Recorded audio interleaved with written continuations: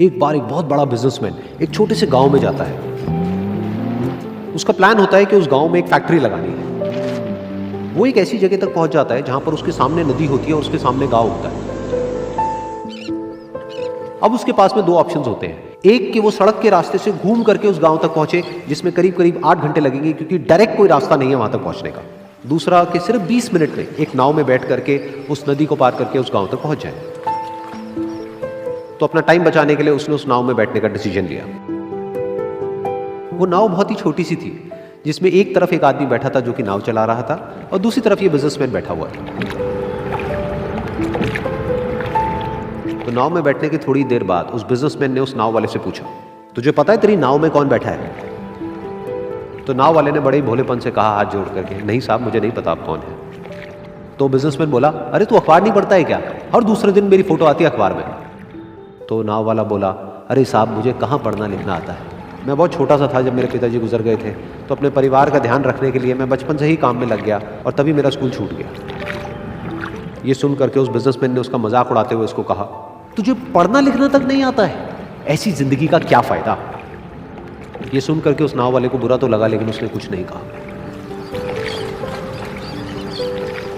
थोड़ी देर बाद वो बिजनेसमैन उस नाव वाले से बोला, अभी कुछ ही दिन बाद ये जो सामने तू जमीन देख रहा है, यहां पर मेरी एक बहुत बड़ी फैक्ट्री होगी जहां पर हमारे ब्रांड की मिनरल वाटर की बॉटल्स बनेगी। उस नाव वाले को बात समझ नहीं आई। उसने कहा, क्या बनेगा साहब?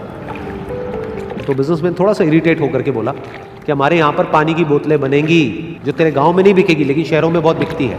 अरे कभी तू शहर गया होगा तो तुमने देखी होगी पानी की बोतलें रखी होती है दुकानों पर। फिर वो नाव वाला बोला, अरे साहब मुझे कैसे पता होगा, मैं तो कभी इस गाँव से बाहर गया ही नहीं।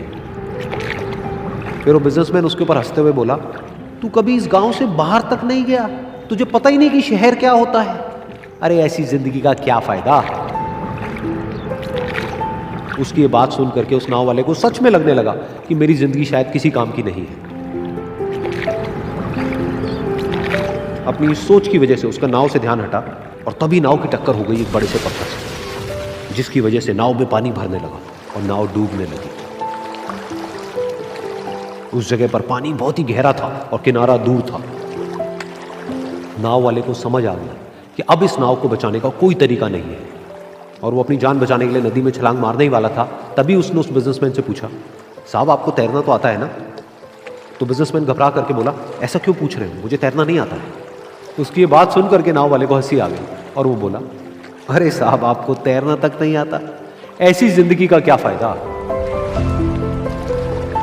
ये सुन करके उस बिजनेसमैन को अपनी गलती का एहसास हुआ और वो हाथ जोड़ करके उस नाव वाले से बोला, तुम जो कहोगे मैं तुम्हें दूंगा, बस मेरी जान बचा लो।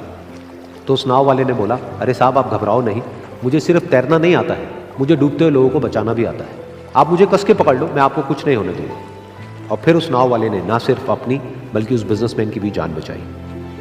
तो इस कहानी से हम एक बहुत बड़ी सीख ले सकते हैं कि हमें जिंदगी में कभी भी किसी का भी मजाक नहीं उड़ाना चाहिए या उसको अपने से कम नहीं समझना चाहिए, क्योंकि हमें नहीं पता कि हमें कब, कहां, कैसे, किसकी जरूरत पड़ जाए।